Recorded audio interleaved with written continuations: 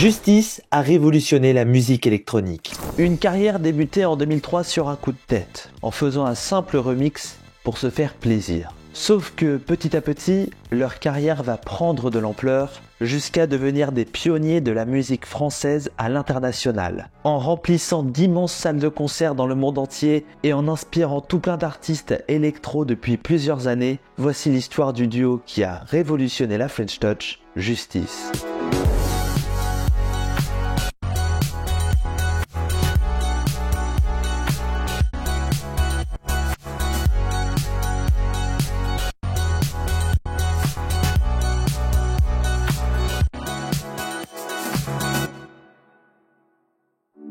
L'histoire de Justice commence en 2002. Deux étudiants en graphisme se rencontrent. L'un, Gaspard Roger, né le 21 mai 1979 à Besançon, dans le Doubs, et l'autre, Xavier de Rosnay, né le 2 juillet 1982 à Ozoir-la-Ferrière, en Seine-et-Marne. Avant leur rencontre, les deux étaient dans des petits groupes de musique. Xavier connaissait plus les basses et les guitares, tandis que Gaspard était plus piano et batterie. Les deux se rencontrent à une soirée fin 2002. On s'est rencontrés dans une cuisine lors d'une fête. Ça se finit toujours dans les cuisines et c'est là que tu t'amuses le plus. On s'est plu tout de suite, quoi. On s'est vus et on a décidé de rigoler, de faire des blagues et de faire de la musique ensemble assez rapidement. À cette époque, Gaspard Roger était le graphiste d'un petit label de musique entre potes, Musclor Records. À ce moment-là, le label décide de créer un album conceptuel qui pourrait servir à la participation d'un de ses artistes à l'Eurovision. Gaspard donne donc l'idée à Xavier de participer à cet album, car lui de son côté, il l'a fait sous le nom Micro Loisirs.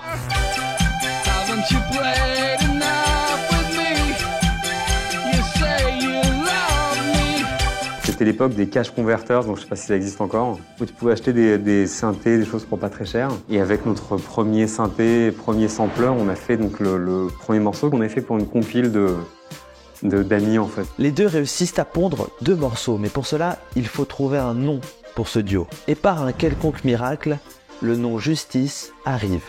Un nom de groupe qui ferait référence à l'album de Metallica de 1988, And Justice for All. Le duo s'occupe donc des deux premiers morceaux de l'album conceptuel et il se nomme It's Up to You.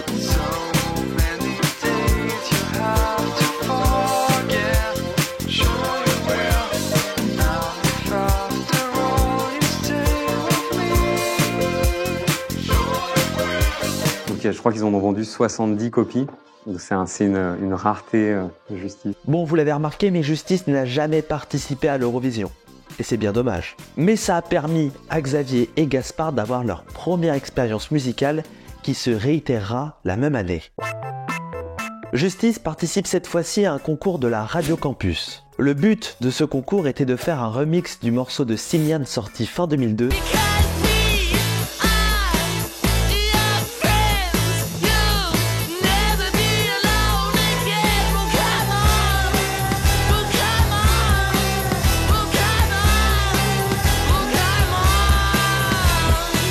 On a fait ce concours, mais on l'a fait comme on aurait pu aller au cinéma, quoi. On n'avait vraiment aucune autre ambition que d'essayer un truc pour s'amuser.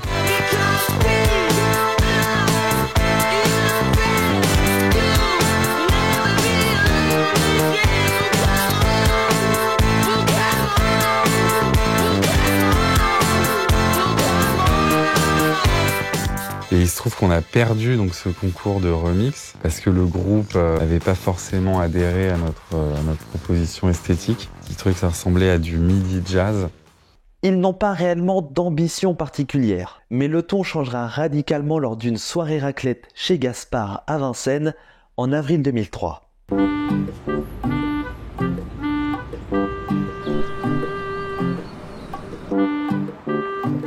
Ce soir-là, Gaspard avait donc invité Xavier à une soirée raclette, mais aussi un autre ami designer, Somi. Somi invite quelqu'un d'autre parce qu'il adore la raclette et c'est Pedro Winter.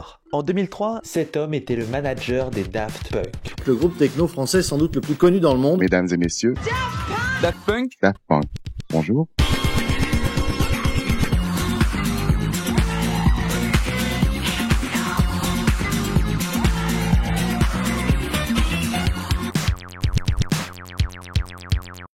C'est lors d'une raclette. Je me suis incrusté d'ailleurs, je dois vous l'avouer, c'était un dîner auquel j'étais absolument pas invité, je me suis incrusté. We were on a big table. I was surrounded by younger kids, you know, and two of them, one little Chinese and one curly hair, you know.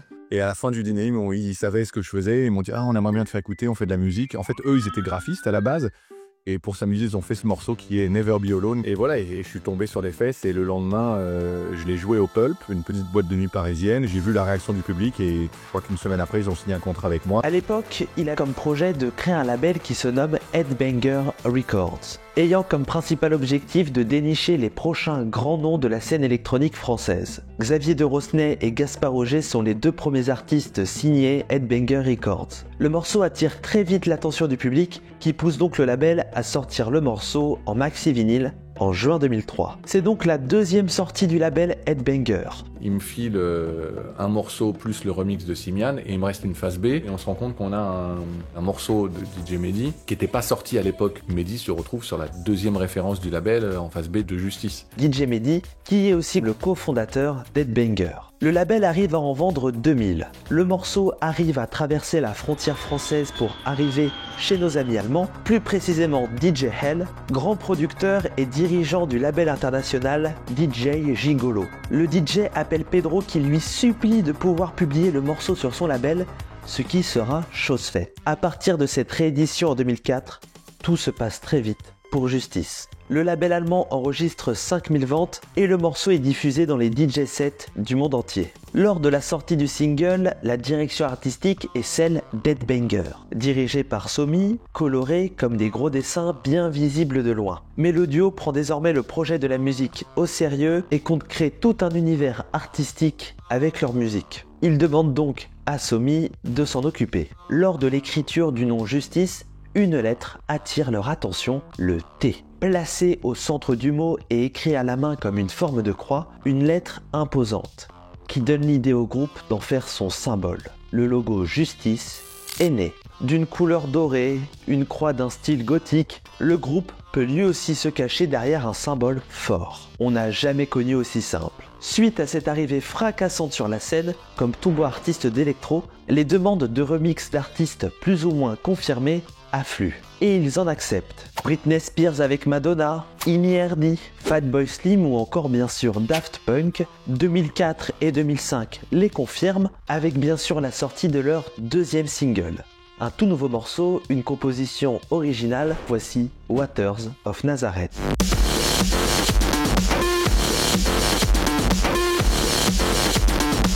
Notre deuxième single pour Headbanger, et qui est un morceau avec que du bruit. On voulait absolument faire quelque chose qui n'était pas pareil que notre premier single. C'est en partie grâce à Mehdi d'ailleurs qu'il est sorti sur Headbanger, parce que Pedro n'avait pas aimé ce morceau. On l'avait fait écouter dans l'Eurostar, je sais pas, pour aller à Londres.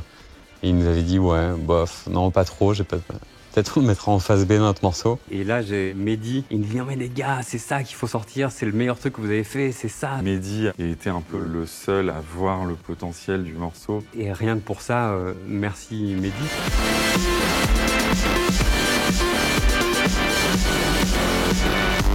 We made this track as a church track. Just because we found fun at the time, the idea of making music that can have a bit the same effect, like the same mass effect as just like a church. You have like all these people gathered together, looking at the same direction, worshipping something that might be or not worth it, and that's the same idea, you know. Cette première composition originale du groupe, sortie le 14 septembre 2005, connaîtra tout de même un petit succès, avec une 15e place dans les charts danois, mais une 88e en France. Le morceau a permis de les positionner en tant que groupe, parce qu'ils ne savaient pas trop quoi faire après la sortie de ce premier single qui était un remix, ils pouvaient désormais élaborer pleinement leur créativité. Durant toute cette période de lancement, Pedro les met dans des DJ sets, mais sauf qu'ils ne connaissent pas grand chose à propos de ça. Le manager les entraîne donc à fond pour devenir les meilleurs sur scène. Le 30 mars 2006, le groupe organise leur première soirée Justice à la Boule Noire pour à la fois jouer leur dernier morceau Avec tous nos amis de Kavinsky, Sébastien, Oiseau. On fait une soirée pour le lancement de Waters of Nazareth et on fait fabriquer un caisson lumineux en forme de croix. On coupe toutes les lumières, on allume que ça et on se rend compte que ça fout le bordel de dingue. Et de fil en aiguille, cette croix, ils se disent qu'ils vont la mettre au centre de leur dispositif de live. Il n'y a pas d'histoire ultra préméditée sur l'utilisation de la croix, en fait c'est vraiment de fil en aiguille et puis ça devient un symbole qui s'impose. Une troisième réédition de leur single Never Be Alone va être produite, mais cette fois-ci par Virgin, et elle sort le 3 juillet 2006. Mais sauf que là, ça connaîtra un boom. Le morceau arrive 20e au classement des charts britanniques, jusqu'à arriver à la nomination au MTV Europe Music Awards. Avec les moyens du bord d'Headbanger, ils arrivent tout de même à tourner un clip pour We Are Your Friends. C'est un clip de Jérémy Rosan et Somi. Et l'idée de ce clip, ce qui s'appelle le nesting chez les Anglais, c'est après une soirée arrosée, quand on a un camarade, un partenaire inconscient, on lui met des choses dessus, on lui dessine une moustache, on lui empile des verres dessus, puis on voit ce qui se passe. Et grâce à ça, Justice réussit à gagner l'award pour le meilleur clip.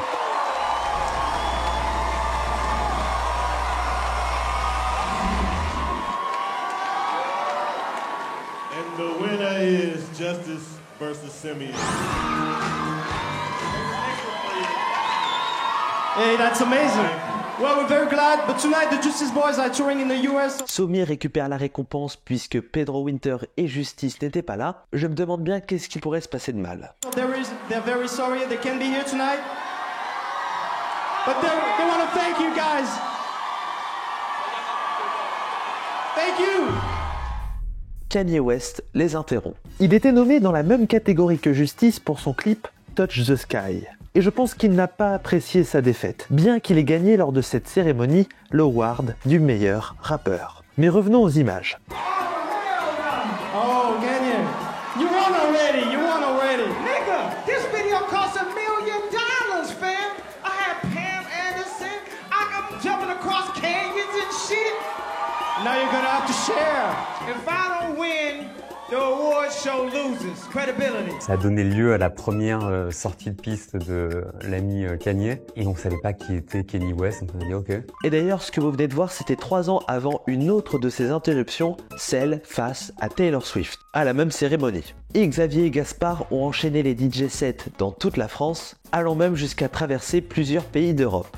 Et même en 2006, ils commencent à enregistrer un album, qui a comme projet de se lancer dans un opéra disco. Comme je vous l'ai dit auparavant, le groupe avait fait quelques remixes, dont un pour Madonna et Britney Spears pour le morceau Me Against the Music. Et un passage les titi, et ils se disent que ça pourrait faire une très bonne mélodie vocale pour un morceau.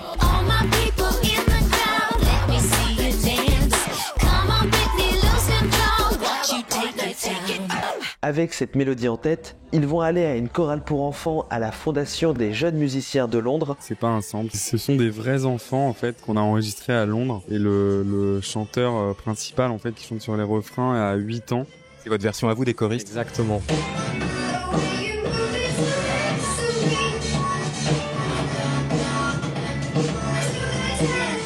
Avec cette voix, il crée le morceau toujours avec des passages scindés, des découpages d'instruments et le premier single de l'album se profile. 2007 est là et il n'attend que ça.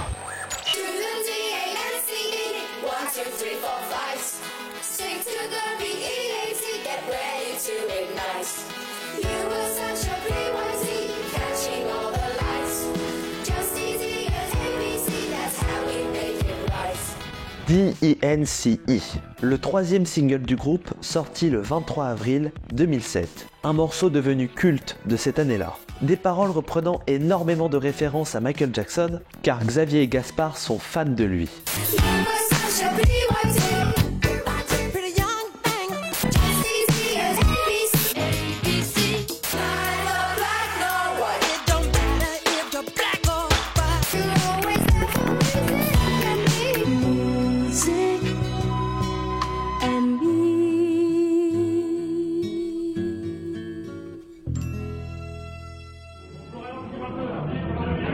réalisé par le duo français Jonas et François, avec des animations du fameux directeur Somi qui continue de les accompagner. Un style plutôt pop art, où les deux marchent et les images de leurs t-shirts changent et se transforment constamment au fur et à mesure du clip. Des paroles, des chiffres, des objets en tout genre, on y trouve même une référence à Video Killed de Radio Star, et oui encore, on voit bien que ce morceau les ont marqués. Je pense que notre première influence quand on a commencé à faire de la musique, c'était les Buggles, qui est un groupe de 2 personnes. Le mot radio est remplacé par Internet, un groupe qui, grâce à ce système Internet et MySpace, permettent de faire découvrir leur musique originale au monde entier, facilement et avec énormément d'accessibilité. Et c'est réussi. Au Royaume-Uni par exemple, le morceau a fini numéro 1 dans leur classement dance. Il a touché d'autres classements de ce genre comme en Belgique ou aux États-Unis. DENCE arrive plus globalement à la 11e place des charts français, 13e en Finlande, 41e en Italie. La popularité s'accroît si rapidement pour le groupe. C'est un petit carton. Disons que c'est un carton underground. On n'en a pas, on en a vendu moins d'1 million. Ils arrivent à participer à un des plus gros festivals du monde, Coachella, le 28 avril 2007.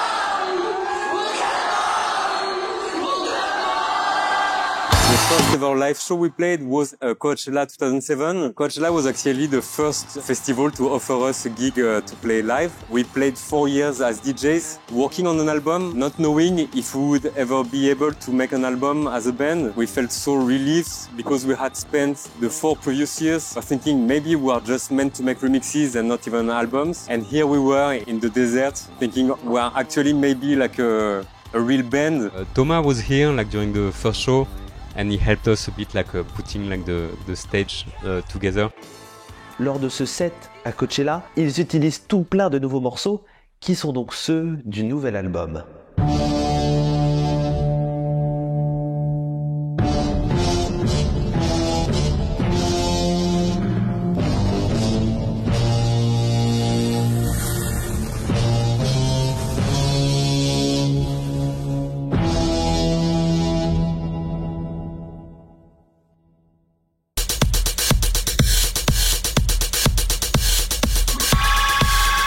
On n'avait jamais bossé sur un album, on n'avait jamais mixé un album, on n'avait jamais fait toutes ces choses, donc pour nous c'était une petite montagne à gravir. Le phénomène du moment, c'est le nouveau groupe électro-français qui règne sur le monde, tout simplement, c'est le groupe Justice. Notre premier album, c'est l'aboutissement du chemin entre nos premiers morceaux en 2003 et quelques singles, mais pas beaucoup, peut-être tous les 2 ans, un truc comme ça. Mais il s'est quand même passé 4 ans entre notre premier single et notre premier album, ce qui est démesurément long, même pour l'époque. How should we pronounce the title? As you want, man. This is your choice. We don't have a name. We don't call it, and we just call it this way because for us this is like a open thing, and you can just decide on whatever you want for a name for this album. Let's get this party started, right? Let's get drunk and freaky fire. You with me, so it's alright. We gonna stay up the whole night. Let's get this party started.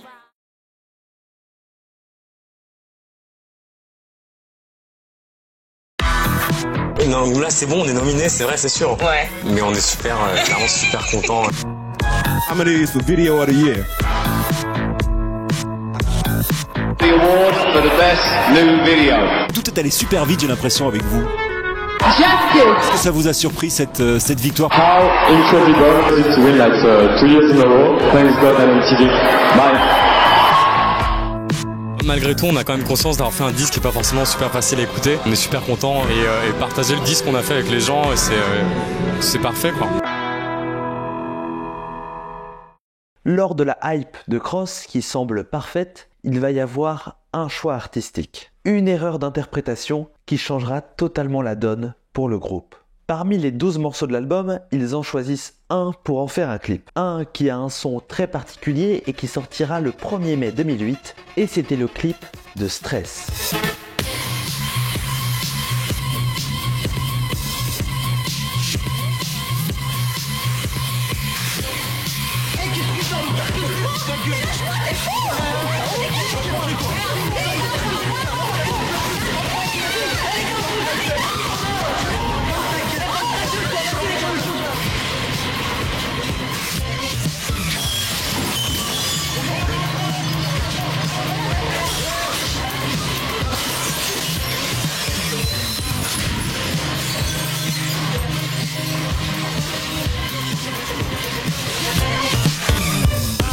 Réalisé par Romain Gavras, il montre 8 jeunes de cité, cagoulés, portant le blouson avec l'emblème de justice, errant dans les rues de la région parisienne en commettant de la violence gratuite. Agression de passants, vandalisme, vol de véhicules avec incendie, un clip avec une pression, une violence en lien avec le morceau qui l'est tout autant. Mais le clip a été très mal perçu par la presse et par l'opinion publique. Le réalisateur est accusé de racisme, de stigmatisation des banlieues, d'incitation à la violence. Le clip est banni de toutes les chaînes de télévision françaises, le rendant ainsi invisible sur ce média, mais pas sur Internet. Et la polémique s'installe.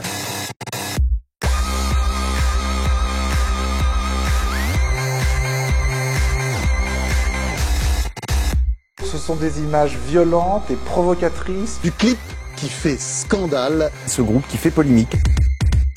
Ce clip est comme beaucoup d'autres de ces prétendues créations culturelles, un coulis dégoûtant de violence et de pulsions élémentaires. Ce genre d'abruti, alors tout ce qu'on peut dire c'est que tout ça c'est du bourrage de crâne. Le clip est totalement ambigu, une vidéo qui est dangereuse. La seule chose qu'on regrette, c'est d'avoir pu blesser des gens et que le clip ait été mal interprété en fait. Au début, on recevait donc des messages d'insultes.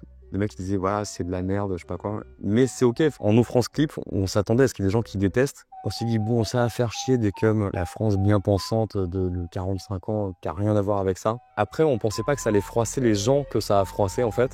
Et après, on s'est mis à recevoir des messages de mecs qui disaient ouais, bravo, le clip est génial. Vous avez raison de dénoncer ça. On peut pas continuer à vivre dans un pays comme ça, je sais pas. Et on s'est dit merde, putain. Mais là, c'était pire que tout en fait. On pensait pas qu'on allait entrer sur un débat. Est-ce que c'est raciste ou pas en fait? C'est le dernier truc qu'on imaginait. On a juste pris les 7 mecs qui avaient les meilleures gueules et le meilleur jeu, mettre un blanc pour faire plaisir à tout le monde. À quoi ça sert si ça dessert le clip après? Et si on commence à donner des codes et des clés pour expliquer ah mais non en fait j'ai voulu dire ça ou en fait j'ai voulu dire ça, non, c'est intéressant en fait quand c'est laissé pour que le public l'interprète de sa propre façon. J'invite d'ailleurs tous les jeunes de moins de 14 ans à aller le voir. Merci. Voilà.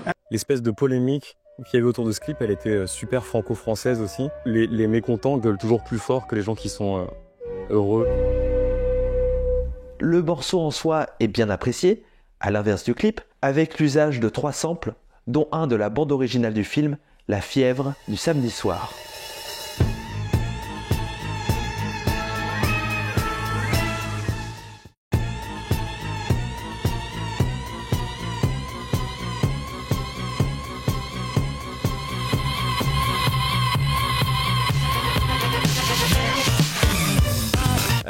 Et dans l'album, il y a 3 samples qui sont reconnaissables, qui étaient des gros trucs, parce que c'est des morceaux en fait qui nous plaisaient quand on les écoutait. Je pense à Goblin par exemple.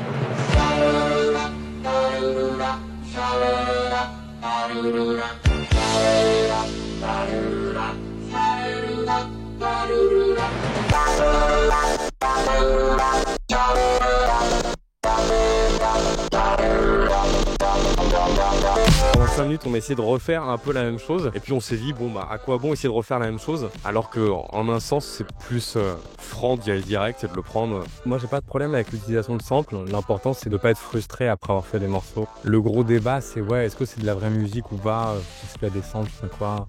Pour moi tant que les morceaux sont bien à la fin, autant que l'auteur n'est pas frustré d'avoir utilisé des samples, c'est un procédé comme un autre en fait. Pour faire connaître ces morceaux au grand public, ils ont une autre technique qui marche très bien et qui est pourtant si peu utilisée. Mais pour comprendre cette technique, il faut retourner en 1999. À cette période, un artiste de techno, alors peu populaire à l'international, lance une stratégie avec son label pour diffuser ses morceaux plus simplement, et c'est Moby. Il utilisera le système de la synchronisation pour tout son album. un système qui permet d'autoriser les sociétés de production de films, de séries, de publicités d'utiliser ces morceaux. Une licence musicale accordée par le titulaire du droit d'auteur qui a permis à Moby de faire découvrir son album Play bien plus facilement et de le vendre à plus de 10 millions d'exemplaires dans le monde entier. Une promotion en quelque sorte gratuite qui permet d'apporter de l'argent sans forcément vendre des albums. Mais revenons à Justice. Grâce à cette activité de synchronisation exécutée sur tous leurs morceaux, on a pu retrouver Divino dans le film Hitman et 15 ans et demi, Waters of Nazareth pour la Peugeot 407 ou la radio électrochoc de GTA 4, DENCE pour Numéricable, Just Dance 2 ou Les Trolls. Ouais, Les Trolls, ouais. Bref, vous avez sûrement déjà entendu un morceau de Justice sans que vous vous en rendiez compte. Et tant mieux si le fait d'être synchronisé sur une pub de voiture ou ce va pas permet au morceau d'être apprécié, et surtout s'il permet d'être une clé pour le reste de l'album ou bien les concerts. Je trouve que c'est un élément, enfin c'est une des conséquences assez agréables de la pub.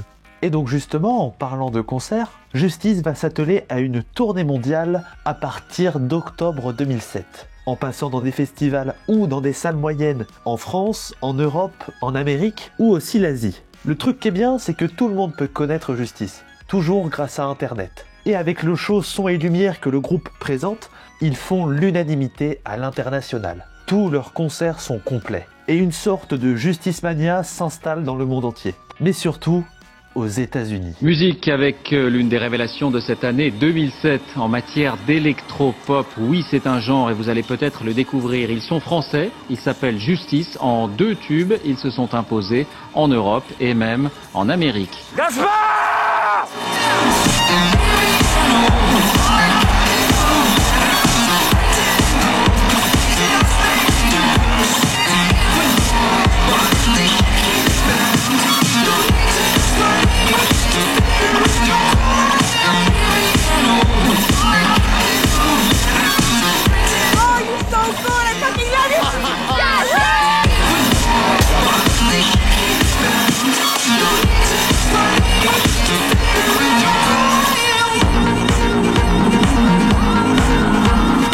Across the Universe. Ce documentaire, réalisé par Robin Gavras, et oui encore, montre une épopée de 3 semaines du groupe aux États-Unis. Et ce qui s'était passé était complètement dingue.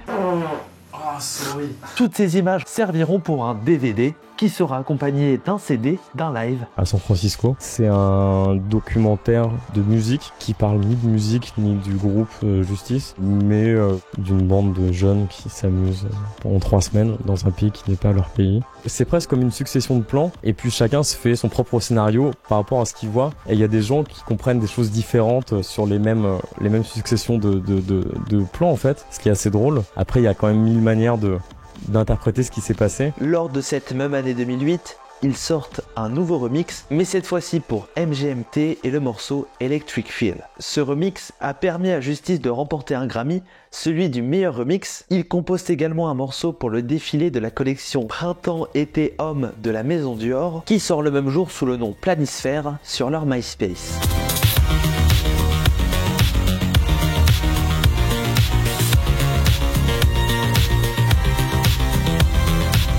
On avait fait une maquette, je sais pas, de 2 minutes, un truc comme ça. Et en fait, quand on nous a demandé de faire la musique pour un défilé, on s'est dit qu'on allait développer cette boucle qu'on avait faite et on l'a étendue à 18 minutes. C'était la seule fois de nos vies où on a fait une musique de commande. On était libre puisqu'on a fait la musique, ils nous ont rien demandé, ils nous ont rien touché. Mais c'était contraint quand même par un format. Ouais, moi j'ai fait une musique de film avec Monsieur Oiseau.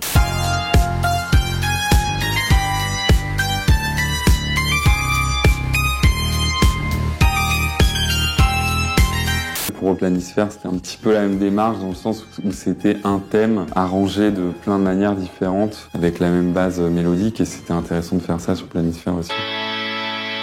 Justice explore à la fois l'audio en retirant toutes les conventions de genre et des lives très puissants, la vidéo avec des documentaires, une réalisation artistique poussée pour leurs clips et ils souhaitent explorer de nouvelles sonorités, de nouveaux genres et c'est ce qu'ils feront à partir de l'année 2010. We made this album in Paris from the 1st of February 2010 to the 15th of June 2011. On n'a jamais vraiment compris ce que les gens attendaient de nous, mais ce qui est pas mal, parce que ça nous permet de ne pas avoir à penser à ça. Electronic music has been portrayed for a long time as being music for the night and the city, and we made this album thinking of daytime and countryside.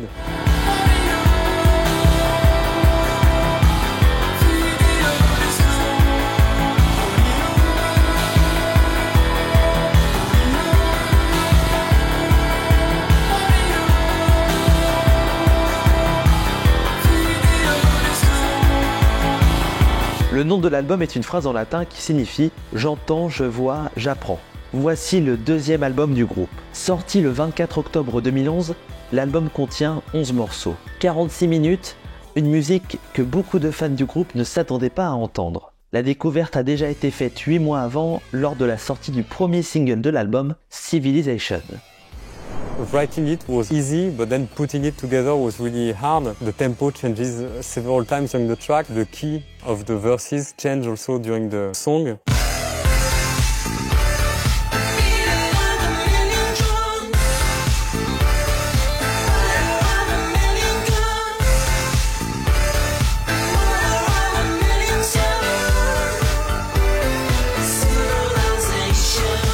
I think the lyrics of the chorus is our favorite of the album, and we are like really proud of it when we wrote it. We think it's just a cool punchline, really simple but not too stupid at the same time. Premier single, deuxième album, nouvelle direction artistique. Ce premier single a directement donné le pouls de ce qui allait arriver pour ce deuxième album.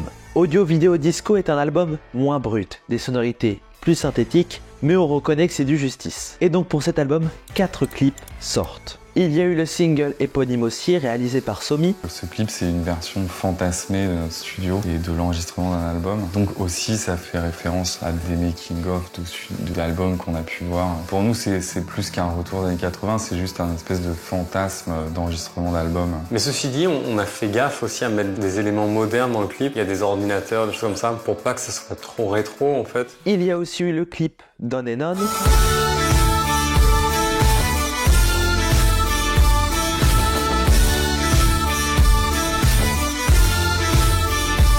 Réalisé par Alexandre Cortès, un travelling infini avec des objets qui mènent à d'autres objets et ce jusqu'à la fin du clip.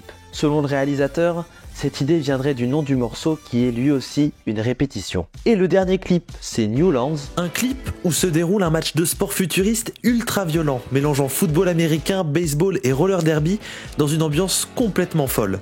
Et le clip a été financé par Red Bull. Audio Vidéo Disco est lui aussi un laboratoire, dans l'élaboration créative et artistique du groupe. The sound of our new album is more dry, and we were really into the idea of making a record that sounds like a rehearsal but with a good sound, but in the sense that it's really sparse in terms of production and effects, and we wanted it to sound like we recorded it, made like rough mixes and then like delivered it, but it's actually a lot of work to make it work this way. Yeah, powerful without making too much. In that sense, it's maybe a bit different. Not different, but it goes even further in the dryness and apparent simplicity of the production. Un album qui a tout de même reçu de très bons avis, bien qu'ils ont été tellement moins puissants que leur premier album. Certains qualifient l'album de décevant, ceux qui voulaient retrouver ce côté rock metal brut ont donc été très déçus, tandis que d'autres trouvaient des sonorités un petit peu plus pop, et donc eux ils étaient contents.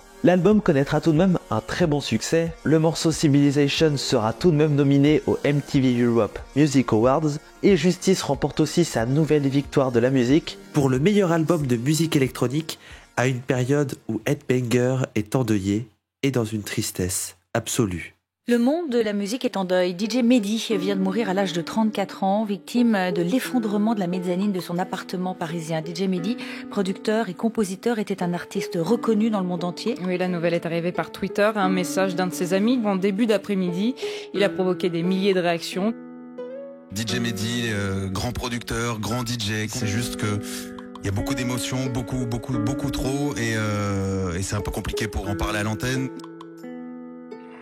Le vainqueur dans la catégorie album de musique électronique ou dance est...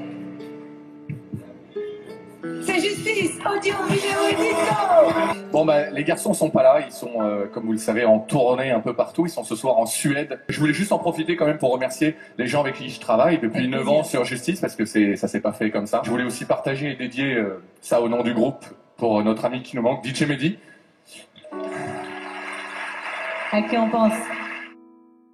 Le groupe va tout de même tenter de rattraper le cœur du public avec une tournée mondiale. Avec 107 concerts en 2012, c'est un nouveau succès confirmé. Un nouveau show encore plus phénoménal. Donc je m'appelle Vincent, je suis l'éclairagiste du spectacle Justice. He learned how to be very meticulous, and also because of that he knows how to make a lot with just a few pieces of equipment. When we met him, we just gave him 2 rules. Ils m'ont juste demandé de respecter la charte visuelle qu'on s'était donnée sur le premier spectacle. That was okay, we're not gonna use any image, and the other rule was use as less color as possible. And with only these 2 rules, he started to make all the light design. Et donc les nouveautés. Alors ce qu'on appelle la Valentine, c'est tout le setup qu'il y a devant là, avec la croix. Dans la Valentine, elle s'ouvre et elle se ferme maintenant, complètement. Dans les Marshall, on a des écrans de LED vidéo. Et la grosse nouveauté, ces espèces de boules qui sont en fait de la vidéo qu'on met dedans. Et voilà, ça permet de donner une profondeur de champ, une profondeur de scène. Il se multiplie par 2. Le mot d'ordre, ça a été de faire passer un moment unique au niveau sonore et au niveau visuel pour le public.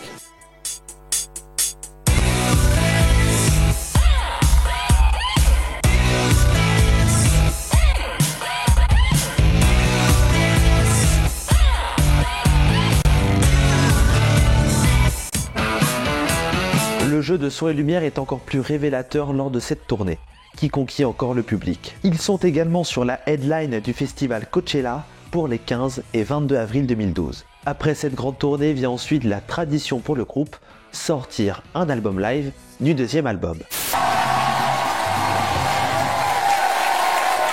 C'est le groupe symbole du Made in France qui s'exporte. Ils sont partout dans le monde. Après une tournée triomphale de l'Australie à l'Amérique du Sud en passant par les arènes de Nîmes. Justice!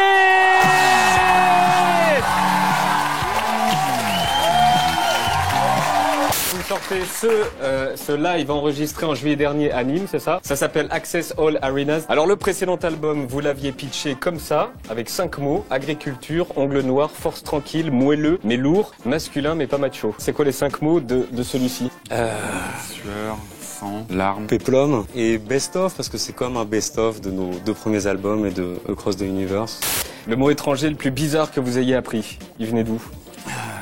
Qu'est-ce que... Kaka, qui veut dire gâteau en suédois. J'ai jamais mangé de gâteau en Suède. Les Daft Punk sortent leur album dans quelques jours, ce sont vos potes? Non. Après 2 albums, le groupe continue de garder son aura mystérieuse, il continue de rester silencieux à partir du moment où il n'y a pas de promotion ou de tournée. Il participe à la soirée des 10 ans d'Headbanger avec toute la clique du label, avec un DJ set d'1h30 à la Grande Halle de la Villette. Ils feront aussi un caméo en tant que DJ dans le film La Crème de la Crème, sorti en 2014. Un film réalisé par Kim Chapiron où ils continuent de garder leur aura d'ambianceurs. Et c'est d'ailleurs en 2014 aussi, le 22 juin, qu'ils annoncent qu'ils préparent déjà leur 3e album, sans plus de précision. Et oui, ils ne sont pas prêts de s'arrêter et durant toute cette année 2015, ils élaborent ce projet. Un album qui petit à petit crée des ponts entre plusieurs albums. Le son assuré disparaît de plus en plus, le pouvoir synthétique prend de l'ampleur et aussi la voix. L'album a toujours été enregistré dans leur studio à Paris et c'est le 13 juin 2016 où on a la première information. 5 ans après Audio Video Disco. Le groupe revient et ce nouveau morceau a été découvert par un utilisateur de Reddit quelques jours avant sa sortie. Le manager du duo, Pedro Winter, avait utilisé un des nouveaux morceaux dans son DJ set et cet utilisateur a utilisé l'application Shazam et a vu que le morceau était disponible. Il s'appelait Safe and Sound.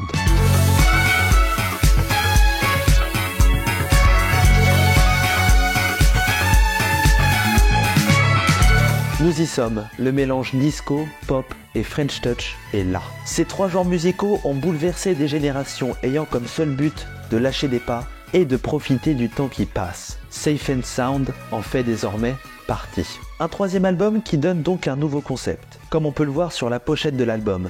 Des couleurs assez sombres pouvant nous rappeler la direction artistique du premier album qui sont cachées par des couleurs très vives et psychédéliques. La hype pour l'album se lance jusqu'au 18 novembre 2016 à la sortie de Woman. Avec 10 morceaux d'une durée moyenne de 5 minutes, l'album est une véritable claque. Il prend ses sources de la funk, du disco, de la musique électronique, tout en ayant un son assez puissant et direct. L'album est un nouveau pari pour Justice qui semble réussi. C'est la première fois qu'on a un nom d'album avant de terminer le disque. Le mot évoque quelque chose de puissant, de beau, qui nous est venu pendant qu'on faisait le disque. Et en fait, ouais, c'est une sorte d'hommage à toutes les femmes qui sont dans nos vies.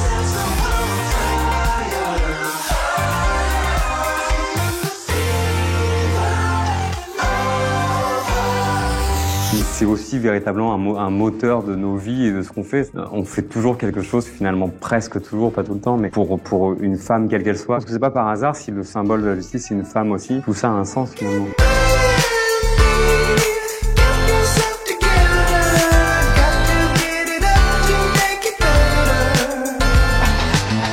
Xavier décrit l'album comme étant un que vous pourriez mettre dans la voiture avec votre meilleur ami, comme votre amante ou vos enfants. Un album considéré par la presse comme agréable. L'album a reçu un bien meilleur accueil qu'audio, vidéo, disco, tandis que cet album, c'est tout ce qu'il y a de plus actuel.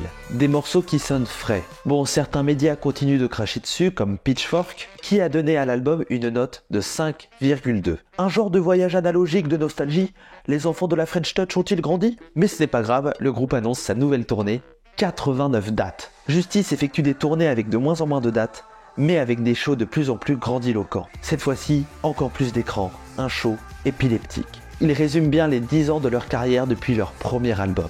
Leur évolution est tellement visible, et chaque concert du groupe affiche complet. Coachella, Lollapalooza, Vieille Charrue, l'essence de Justice continue de s'étendre à travers le monde et d'inspirer des artistes de tout genre. Ils ont réussi à faire ce que beaucoup d'artistes français rêvent, s'étendre à l'international aussi rapidement et devenir des artistes confirmés, suivis de très près. Et ça continuera avec l'album supplémentaire de Woman, comme à leurs bonnes habitudes, et cette fois-ci c'est Woman Worldwide. Ça appuie bien sur l'aspect de la tournée. Sauf que cet album, publié le 24 août 2018, est un petit peu plus différent. Il est plus considéré comme un album remix pour fêter les 10 ans du groupe. C'est pas tant un enregistrement live. Et c'est d'ailleurs comme ça qu'il est vendu. C'est une pochette certes dorée où l'on ne voit pas le logo de la croix, je vous promets, c'est la seule fois que ça arrive. Ils ont découpé, retiré, modifié tous leurs morceaux pour en créer une symbiose complète sur 2 CD. L'album Woman n'a pas reçu d'engouement de la part des cérémonies récompensant la musique. On pourrait donc dire, si on prend du recul, que cet album n'a pas tant impacté leur carrière, bien qu'ils ont totalement remodelé la façon de se voir, leur direction artistique dans le fond comme dans la forme, tout en gardant bien sûr cette croix. L'album Woman Worldwide a cependant lui été nommé aux Grammy Awards et ils l'ont gagné. And the Grammy goes to Woman Worldwide, Justice. Mais en fait, on était si surpris que le temps de se taper dans les mains quand on a vu qu'on était annoncé, de se faire des câlins et de se taper dans les mains, il passait directement à la catégorie d'après. On a mis trop de temps à descendre sur scène. We're gonna make it quick. We just want to thank the Recording Academy, everything who voted for us, everybody. Pedro from Headbanger, Emmanuel and everybody at Because Music for letting us do everything with so much freedom. And a special one for Juno and Lucy. Thanks. Merci. Mais très bon souvenir aussi, ouais. Headbanger prépare un album pour les 15 ans. Avec tous ces artistes, ils vont modifier leurs morceaux pour qu'ils existent en version symphonique. Cet album, c'est Headbanger 15 ans et plusieurs morceaux du duo seront utilisés.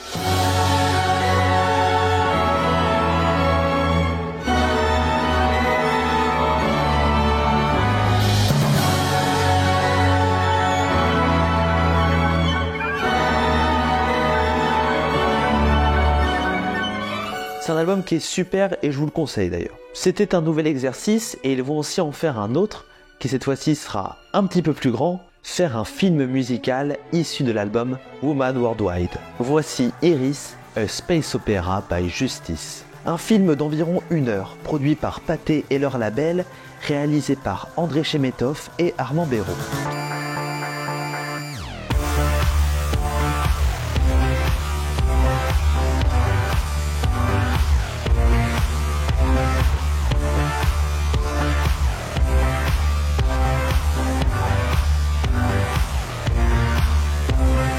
Le film est une expérience visuelle et sonore totalement immersive, avec le documentaire précédant le show montrant les coulisses de ce nouveau travail du duo. Ça fait 10 ans qu'on se demande comment filmer un concert correctement. Chaque tournée, on essaie de faire des captations de concerts. mais c'est jamais vraiment satisfaisant. Across the Universe, finalement, c'est sorti d'une tentative ratée de filmer des concerts. C'est-à-dire qu'on voulait documenter la tournée. Ça ne fonctionnait pas quand on filmait les concerts, donc on s'est dit faisons un documentaire sur les à-côté de la tournée. Access All Arenas, on a filmé plusieurs concerts.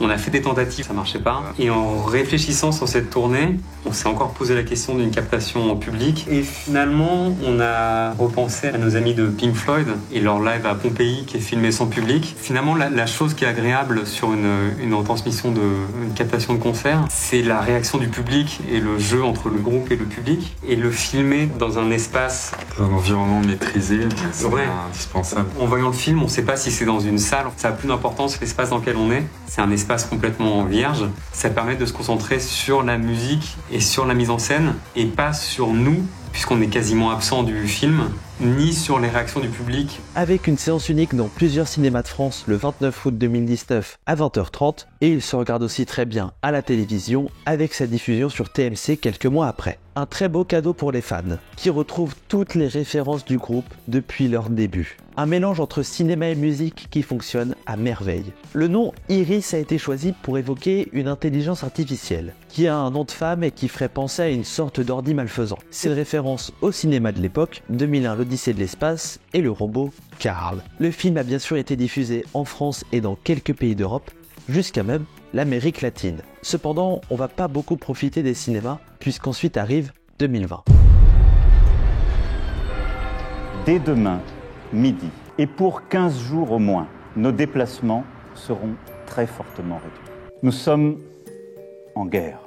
Les boîtes, les clubs, les salles de concert sont fermées. Tout le monde écoute de la musique chez soi, c'est de toute façon la seule façon. Mais cette période très spéciale que l'on vit qu'une seule fois a marqué le monde entier, les Français et donc aussi Xavier et Gaspard. Après ce confinement, le groupe souhaite garder cet aspect de disco, de funk, mais aussi de French House, pour ensuite aller au studio et élaborer ce 4e album. Mais aussi, Justice commence à prendre la considération des collaborations. On a bien sûr eu Divino, Morgan Fallen, des voix, mais ils sont pas forcément très connus. Et Justice a donc envie de changer sur cet aspect-là. Ils sont donc en pleine tentative d'élaboration, tentant des trucs à droite à gauche, surtout Gaspard, qui va se lancer dans un autre projet. À la suite du confinement, il avait plein d'idées de mélodies, d'accords en tête, mais il trouvait que ça ne rentrait pas forcément dans la démarche artistique de Justice. Il souhaite donc les élaborer de son côté sans forcément quitter Justice. C'est juste un projet à part. À la production, il est aidé par Victor Lehmann, que vous connaissez sûrement en tant que directeur musical des Jeux Olympiques de 2024. Et ça s'appelle Escapade.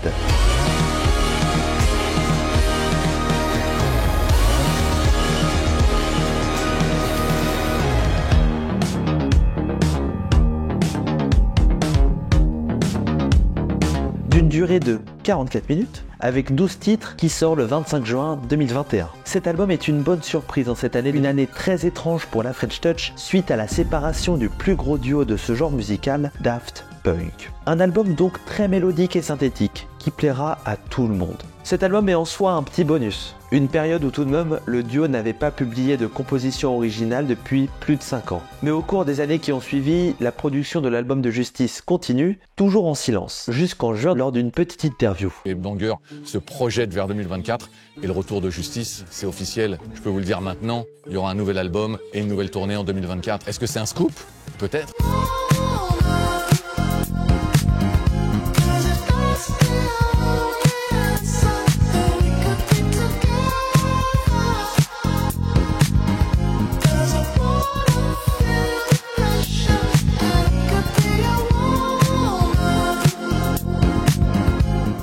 Vous nous avez fait attendre pendant 8 ans parce qu'il faut vivre. On est très lent aussi. Et on a mis 3 ans et demi à faire cet album et on arrête de vivre quand on travaille. Et l'album sort, je le note sur mon agenda, il sort le 26 avril.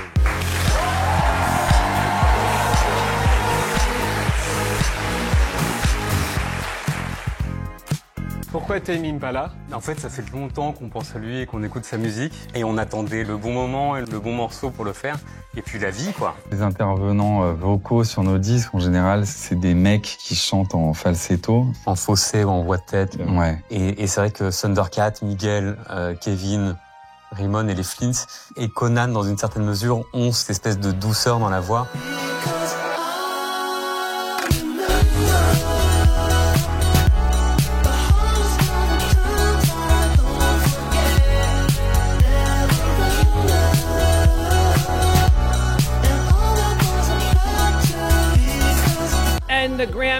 goes to Never Ender, Justice and Tame Impala. Le duo français Justice a remporté son 3e Grammy, celui du meilleur titre électronique pour leur tube Never Ender.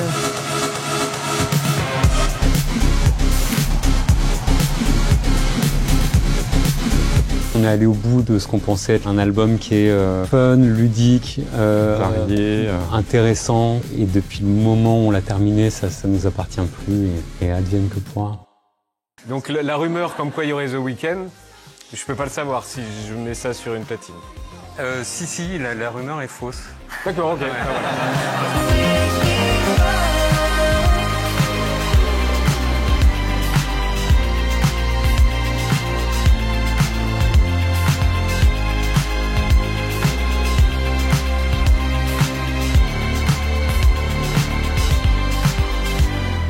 The whole dynamic is based on that friendship and the way that we can communicate very easily after like 20 years or so. And obviously it's not just fun. At some point you have to get serious and get things done. But it was definitely a joyful process. Yeah.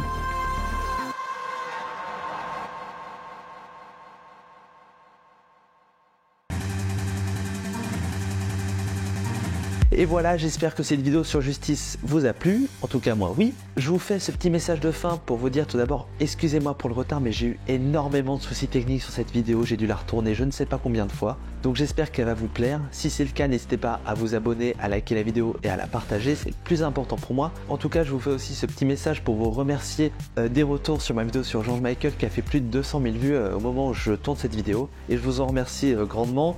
Je m'y attendais pas et je vous remercie déjà d'avoir cliqué sur la vidéo, de vous être abonné après et de tous les retours. Donc là je vous cache pas que cette vidéo histoire est un petit peu une transition parce que là je prépare une immense vidéo. Je serai peut-être absent un petit peu longtemps sur YouTube, mais sur Insta, continuez d'envoyer, donc vous serez tenu au jus sur Instagram, je vous le mets là, allez vous abonner, parce que là je vous prépare quelque chose qui va être très très grand, et j'espère que ça va vous plaire. Je vais tenter au mieux de faire la récurrence et de la qualité, et si je poste pas de vidéo pendant plusieurs semaines, ne vous en faites pas, je suis toujours en train de travailler sur cette chaîne. Et bien voilà, je pense que je vous ai tout dit, merci d'être resté jusqu'à la fin de la vidéo, et sur ce je vous dis bonne journée, bonne soirée, bisous, et à bientôt.